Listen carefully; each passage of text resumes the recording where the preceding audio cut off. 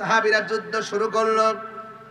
ওই মুহূর্তে আমার নবী সাহাবায়ে কেরামদেরকে ডাক দিয়ে, হ্যাঁ সাহাবীরা, তোমাদের কোনো অসুবিধা আছে? সাহাবীরা বলে, ইয়া রাসূলুল্লাহ, ঘোড়া দিয়ে দৌড় দিলে ঘোড়ার ধুলাবালির কারণে অন্ধকার দেখা যায়, অন্ধকারের কারণে তীরের আঘাত দেখি না, চোখের সামনে অনেক সাহাবীর চোখ চলে যাচ্ছে, চোখের সামনে অনেকগুলো সাহাবীর হাত চলে যাচ্ছে, চোখের সামনে অনেকগুলো সাহাবী জীবন চলে গিয়েছে। ইয়া রাসূলুল্লাহ, যদি এমন ভাবে চলতে থাকে ইসলামের পতাকা আকাশে উড়াইব কে? সুবহানাল্লাহ। এবার আমার নবী, আপনার নবী মহান রবের কাছে দুইটা হাত বাড়ায় দিলেন। আল্লাহ, আপনি না ওয়াদা করেছেন আপনি আমাদেরকে সহযোগিতা করবেন। এইভাবে যখন আল্লাহর হাবিব দুইটা হাত আল্লাহর দরবারে বাড়ায়া দিছে, সাহাবায়ে কেরাম দেখতেছেন হাতটা বাড়াইতে দেরি।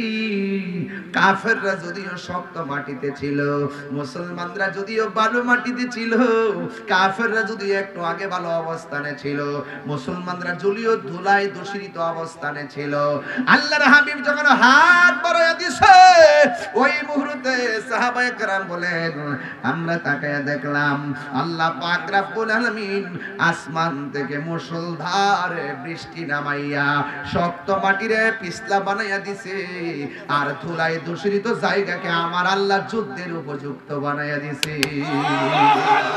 আরে বড় করে আল্লাহু আকবার কোন কেন? ওয়ালাকাদ নাসারাকুমুল্লাহু বিবাদরিন ওয়া আনতুম আযিল্লা। এই যুবক পায়ের মধ্যে হাত দিয়ে বলে দিয়ে যায়, এই রমাদানের মোবারক এমন একটা দিন, এমন একটা মুহূর্তে আমি আপনি পড়ছি, এটা সাধারণ দিন নয়, ঐতিহাসিক বদরের দিন রে বাবা। এবার সাহাবায়ে কেরামদের মধ্যে যুদ্ধ শুরু হয়ে গেল। এবার সাহাবায়ে কেরাম কাফেরদের সঙ্গে যুদ্ধ শুরু হয়ে গেল। একটা সাহাবী যার নাম হলো কাতাদা, খুব সাহসী সাহাবী, তার চোখের মধ্যে কাফেররা এমন জোরে তীর মেরেছে, চোখটা বের হয়ে গালের উপরে তীরটা ঝুলে গেছে। এই কাতাদা চোখটা যখন ঝুলে গেছে, আমার নবীর কাছে আইসা কয়, ইয়া রাসূলুল্লাহ, নবী গো, ইয়া রাসূলুল্লাহ। সাহাবায়ে কেরামদের কথা এবং ভাগ্য কত ভালো, চোখ পড়ে গেছে, নবীর কাছে চোখের চিকিৎসার জন্য যায়।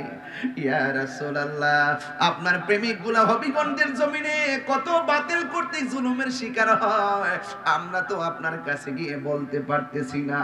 ১৫০০ বছর পরেও যদি এসেছি, আপনার নাম শুনলে আমাদের মন দিবানা হয়ে যায়। কথা বলেন ঠিক কিনা? জন্ম আমার নবীর যুগে হলে কেমন হতো, জোরে, জন্ম আমার নবীর যুগে হলে কেমন হতো, দুনয়নে রাসূল পাক দেখলে কেমন হতো, দুনয়নে দেখিলে কেমন হতো, জন্ম আমার নবীর যুগে। আমার অনেক যুবক ছেলেদের মুখ বন্ধ আছে, বলো না, জন্ম হলে কেমন হতো, আশ্রিত বেশে হজরতে বেলালের মধুর আযান, সেই আজানে ছিল এমন প্রেম মুগ্ধ রহমান, আশ্রিত ভেসে হজরতে বেলালের মধুর আযান, সেই আজানে ছিল এমন প্রেম মুগ্ধ রহমান, দয়াল নবীর পিছে নামাজ পড়লে কেমন হতো, দয়াল নবীর পিছে নামাজ পড়লে আসল কথা বলবো, পড়ছি আমি নাতে রাসূল পাশে নূরের নবী। ইয়া রাসূলুল্লাহ, ইয়া রাসূলুল্লাহ। আন-নবী আওলা বিল মুমিনিনা মিন আনফুসিহিম। যারা মুমিন তাদের জানের চাইতো আরো কাছে আমার রাসূল আছে না নাই? আছে, আছে। পড়ছি আমি নাতে রাসূল পাশে নূরের নবী। নাতে রাসূল পড়লে রাসূল খুশি হয় না বেজার হয়? নাতে রাসূল শুনে নবী দিলেন মুচকি হাসি। ইবাদত করলে রাসূল খুশি হয় না বেজার হয়? নবীর শানে গান গাইলে রাসূল খুশি হয় না বেজার হয়? নবীর প্রেম হৃদয়ে ধারণ করলে রাসূল খুশি হয় না বেজার হয়? আমার যুবক ভাইরা, রাসূল আমাদেরকে দেখার ক্ষমতা আছে না নাই? আছে। আরে হবিগঞ্জ থেকে মদিনা অনেক দূরে, মদিনা ওয়ালার জন্য দামেশ্বর দূরে নয়, রাসূলুল্লাহর হাতের তালুর মধ্যে সব দেখতে পারে। কথা বলেন ঠিক কি না? এটাই হলো সুন্নিদের আকীদা। হাত তুলে বলুন ঠিক কি না বলেন? নারে তাকবীর, নারে সালাত, আহলে সুন্নাত ওয়াল জামাত। আল্লাহু আকবার জোরে বলেন। আমরা সেই রাসূলুল্লাহকে মহব্বত করতে চাই কি চাই না? জানের চাইতে কম না বেশি? আর জোরে। বেশি হলে বেশির ভাব দেখাতে হবে। শুধু খানকায় বসে থাকলে চলবে না। হামজা জবর আ, মিম জের মি, নুন জবর না। পড়বেন বক্তব্য, কিন্তু রাস্তা থেকে বেরে আইতি রাজপথ। কিরে জানেন এই কোরআনের যার যে কোরআন পড়তেছেন, এই কোরআনের বিরুদ্ধে যদি কেউ কথা কয়, আপনি খানকায় বসে থাকলে চলবে? কোরআন যার উপরে নাজিল হয়েছে সেই নবীর বিরুদ্ধে যদি কেউ কথা বলে, আপনি কি খানকায় বসে থাকলে চলবে? আল্লাহর বিরুদ্ধে কথা বললে চলবে না? তাইলে আমরা কি খানকায় বসে থাকলে চলবে? দেখবেন কিছু কিছু বিশ্বাস আছে সমাজের ভিতরে, মাঠে পাওয়া যায় না, গায়ে বাসায় চলে। এটা আমরা সিরাজুল দরবার শরীফ আমরা এগুলা পছন্দ করি না। আমার কথা হইল, কখনো ইসলাম খানকায়, কখনো ইসলাম রাজপথে। আমার রাসূল শুধুমাত্র হেরা গুহায় ধ্যান করে নাই, বদরের যুদ্ধে 70 রমজান আল্লাহর হাবিব যুদ্ধের ময়দানে হাতে তলোয়ার নিয়ে এসে বুঝিয়ে গেলেন, খানকায় বসে ধ্যান করার নাম ইসলাম, আবার কখনো রাজপথে তলোয়ার নিয়ে বাতিলদের বিরুদ্ধে মাঠে নামার নামও ইসলাম। কথা বলেন।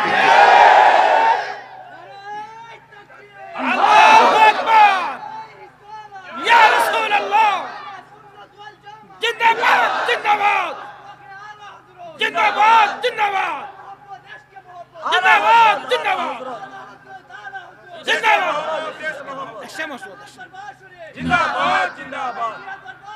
জিন্দাবাদ, জিন্দাবাদ। আল্লাহু আকবার জোরে বলেন। প্রয়োজনে যুদ্ধ করতে হবে, প্রয়োজনে লড়াই করতে হবে, কলমের জবাব কলমে দিতে হবে, জবানের জবাব জবানে দিতে হবে, লাঠির জবাব লাঠিতে দিতে হবে, পাথরের জবাব পাথর দিয়ে দিতে হবে, তীরের জবাব তীর দিয়ে দিতে হবে। আল্লাহ রাব্বুল আলামিন বলেন, ওয়াকাতিলু ফি সাবিলিল্লাহ আল্লাযিনা ইউকাতিলুনাকুম, যারা তোমাদের সাথে যুদ্ধ করবে তাদের সাথে তোমরা লড়াই করবে। কথা বলেন ঠিক কি না? ওয়ালা তা'তাদু, কিন্তু তোমরা সীমা লঙ্ঘন করো না। ইন্নাল্লাহা লা ইউহিব্বুল মুতাদিন, আল্লাহ রাব্বুল আলামিন সীমা লঙ্ঘনকারীকে পছন্দ করে না। কথা বলেন ঠিক কি না? আমরা সুন্নিরা কখনো কারো সঙ্গে আগে নামি না। দেখছেন আসলে আমরা গায়ে পড়ে ঝগড়া করছি না? কি বাবা দেখছেন? সুন্নিরা গায়ে পড়ে ঝগড়া করে কখনো না। সুন্নিরা জাহির আল্লাহর আদেশ মানে যে তোমরা তাদের সাথে যুদ্ধ যদি করো, তারা যদি তোমাদের সাথে লড়াই করতে আসে, তোমরা তাদের সাথে লড়াই চালিয়ে যাও। কথা বলেন ঠিক কি না? এই জন্য খবরদার, আমার পোলাপান্ডি কই? আপনার করে ডাক দিলে ভাবা যাইবো? অতি শীঘ্রই কিন্তু একটা আওয়াজ আসবে দেশে। কই পোলাপান কই? তাইরে তুমি সামনে চলো, আমরা আছি আপনার সাথে। তাইরে তুমি সামনে চলো, আমরা আছি আপনার সাথে।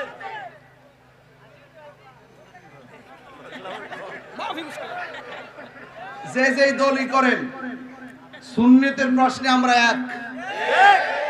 কথা বলেন ঠিক কিনা? আমার বাপও যদি নবীরে গালি দেয়, আমি বাপ ছেড়ে দিব। কথা বলেন ঠিক কিনা? আমি বরদাস্ত করব না। মনে থাকবে, দল বড় না নবী বড়? নবী বড়। নবীর জানের চাইতে মহব্বত করতে হবে। যে যে দলই করেন রেডি থাকবেন। আমরা দেখতেছি বাংলাদেশের অবস্থা। আল্লাহর ওলির মাজারে তারা শুরু করছে আক্রমণ। 89টা প্রসিদ্ধ মাজারের মধ্যে আক্রমণ করছে। সর্বমোট প্রায় 300-র মতো মাজারের মধ্যে আক্রমণ করছে। ধর্ম উপদেষ্টা শুনলাম বলছে এদেরকে বিচার আওতায় আনা হবে। আরো 200 ভাঙ্গা লোক। এটা দায়িত্বশীলদের কথা না। না উচিত ছিল বিগত দিনে যেগুলো ভাঙছে সবগুলোর আইনের আওতায় আনতো, তাইলে ভবিষ্যতে ভাঙতো না। নয়ার সই দিয়ে চেয়ার ধরে রহন যেত না। স্বজন প্রীতি করতেছেন আপনার দলের জন্য, আমাদের জন্য কি করতেছেন? গোড়ার ডিম করতেছেন।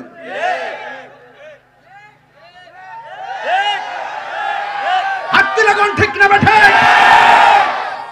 শুকনা কথায় সিরা ভিজবে না, পানি লাগবে। পানি লাগবে কিনা? আমরা মাজার আক্রমণ করব, এরপরে ওই আমরার উপরে এসে গায়ে ফিরে ঝগড়া বাঁধাইব। এটা কি বদরের শিক্ষা নাকি? বদরের শিক্ষা হইলো যদি লাইমা জায়গা তোমাদের বিরুদ্ধে তোমরা নামো। আল্লাহর হাবিব শুধুমাত্র সাহাবাদেরকে পাঠাইছে না, নিজে তলোয়ার নিয়ে মাঠে নামছে। আমরা যদি হবিগঞ্জ আইসা বলে আপনারা কি ঘরে পলাই থাকবেন? রেডি থাকেন। এই হবিগঞ্জের ভিতরে আমাদের সুন্নিয়তের বিভিন্ন মার্কাজকে দখল করার জন্য পায়তারা চলতেছে।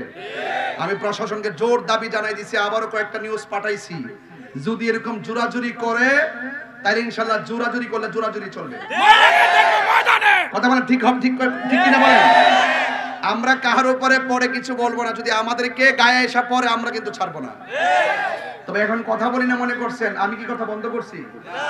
আমি কি কথা বন্ধ করছি? আমি কি বন্ধ করি না বেড়ায়? খবরদার, এগুলা কারবালার চেতনা। সংখ্যা 72, এরা হাজার হাজার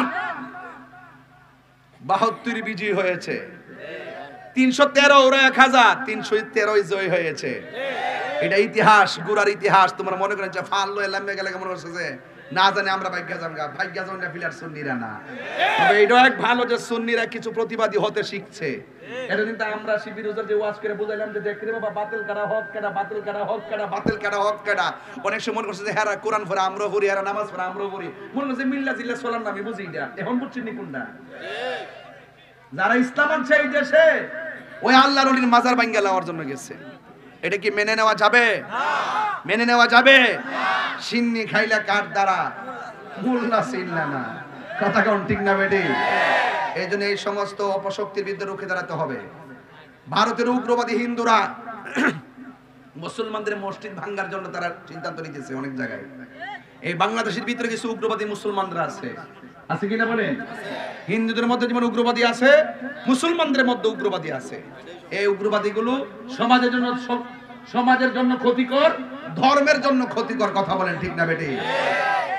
এই জন্য আমার যুবক ভাইয়েরা,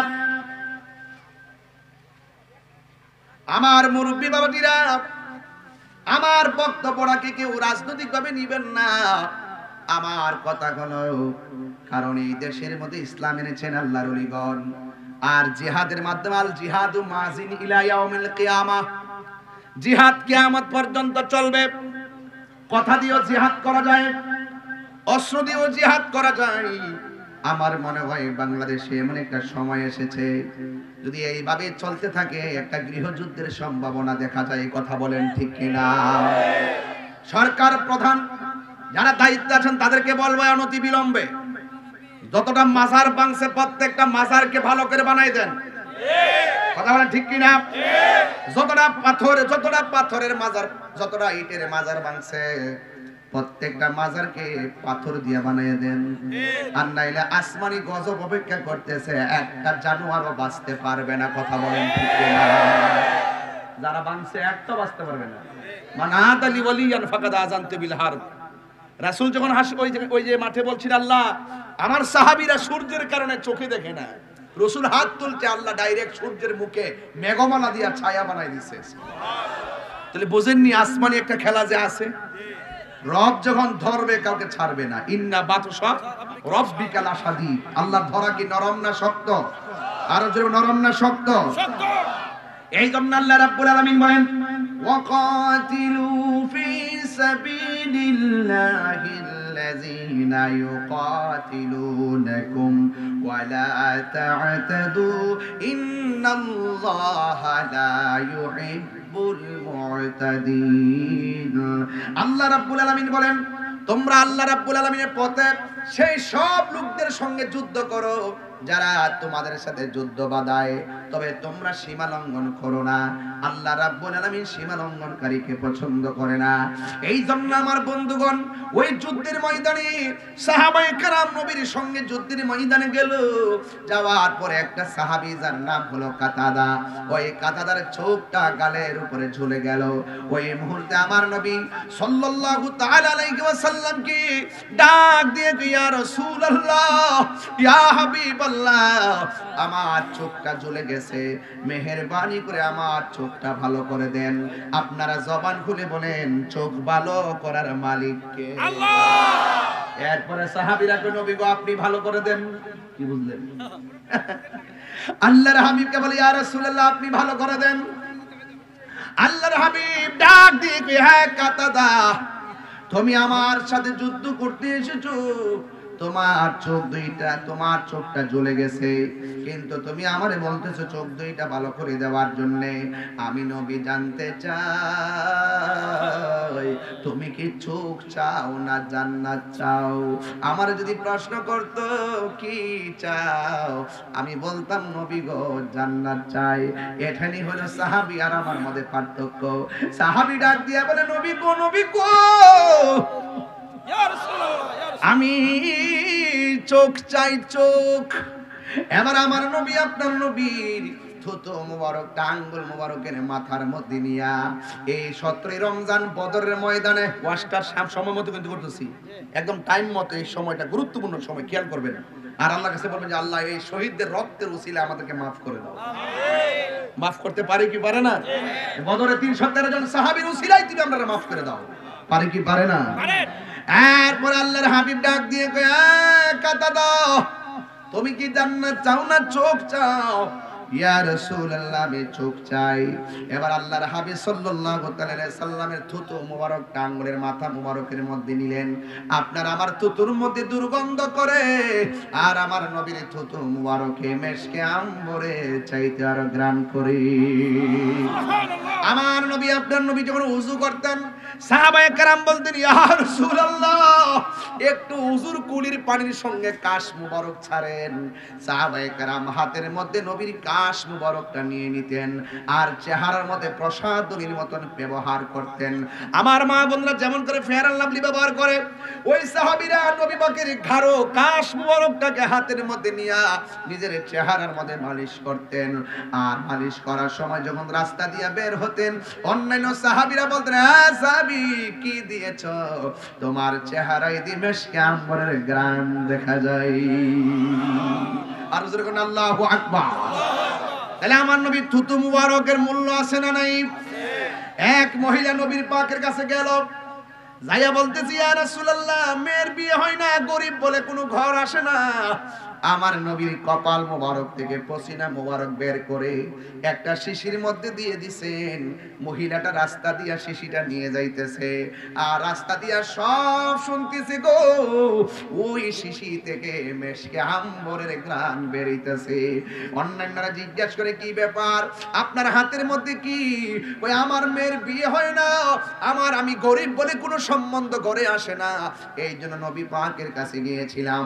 আল্লাহর হাবিব তাবাররুকান আমাকে এই পসিনা মুবারক দিয়েছে।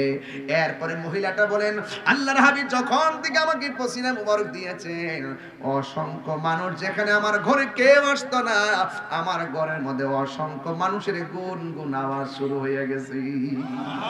তাই নবীর পসিনা মুবারকের দাম আছে না নাই? এই জন্য আমার যুবক ভাইয়েরা আমার নবীর থুতু মুবারকটা শাহাদাত আঙ্গুল মুবারকের মাথার মধ্যে লইয়া আমার নবী তার চোখের চতুর্পাশে ঘুরাই লাগাইয়া ঝুলন্ত চোখটাকে চোখের জায়গায় বসিয়ে দিলেন। আর আমার নবী ডাক দিয়ে কয়, কাতাদারি এখন দেখো তো তোমার চোখ দিয়ে দেখো কিনা, কেন আমি নবী নবী করি, কেন শিবপীর সাহেব নবী নবী করে? নবী আছে তো সব আছে, নবী নাই কিছু নাই।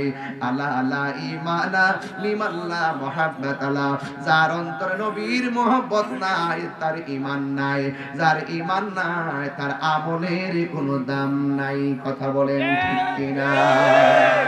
তাইলে রাসূল পাক সাল্লাল্লাহু আলাইহি সাল্লাম থুতু মুবারকটা দিয়ে চোখের গোড়ায় লাগাইয়া ঝুলন্ত চোখটাকে যখন চোখের জায়গায় স্থাপন করলেন, ওই মুহূর্তে আমার নবী আপনার নবী ডাক দিয়ে বলে, কাতাদা এখন দেখো তো তোমার চোখে দেখো কিনা?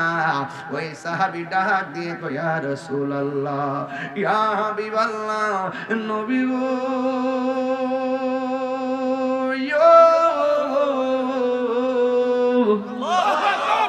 ও মায়ার নবীজি, ওয়াল্লাহি তাল্লাহি বিল্লাহ, আপনি যখন আমার ঝুলন্ত চোখটা চোখের জায়গায় লাগাইয়া দিয়েছেন, আমার চোখটা আগের চাইতে আরো সুন্দর ভালো হয়ে গেছি। আর জোরে জোরে কন্যা আল্লাহু আকবার। ও গো নবী, প্যারা নবী, তোমারই দরবার যে গিয়েছে একবার, যেতে চায় বারবার। দু জাহানে চলে নবী তোমার জমিদারি, দু জাহানে চলে নবী তোমার জমিদারি। আল্লাহ সব কিছুর মালিক, তুমি বন্টনকারী, আমরা নবীর ভিখারি।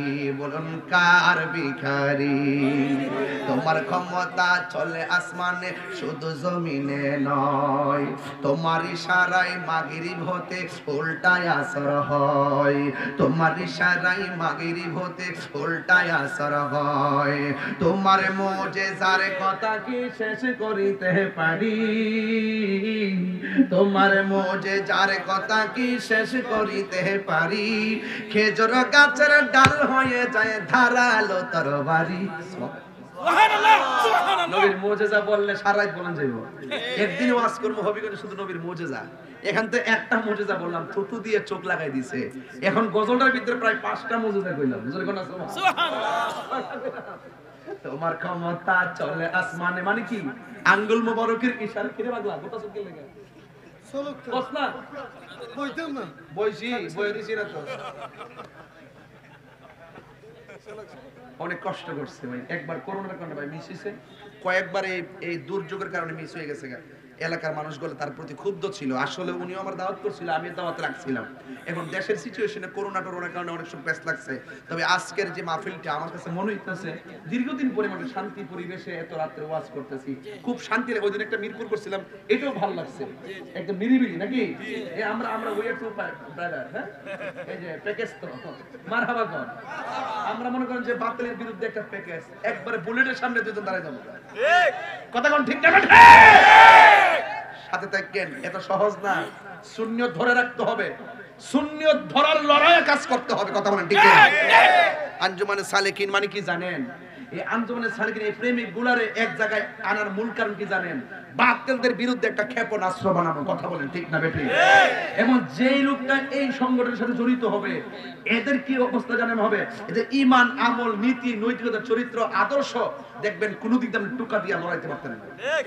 এক কথার মানুষ হবে, কারণ ওরা জীবন দিবে কিন্তু ঈমান দিবে না। কথা বলেন ঠিক কি না? আল্লাহু আকবার কোন। বাবা এই তোর সাউন্ড একটু মিষ্টি কর। মাইক সব ঠিক আছে বাবা, আমার কষ্ট হইতেছে। এটা গায়ের জোরে বাস করতেছি তো, বয়স বেশি তো এই লাগে। জিকির হইতো নি? জি জি, রমজান মাস না হলে তো হইতো না। কেউ আসেনি সবাই ইনশাআল্লাহ? ইনশাআল্লাহ ইনশাআল্লাহ। তোমার ক্ষমতা চলে আসমানে, শুধু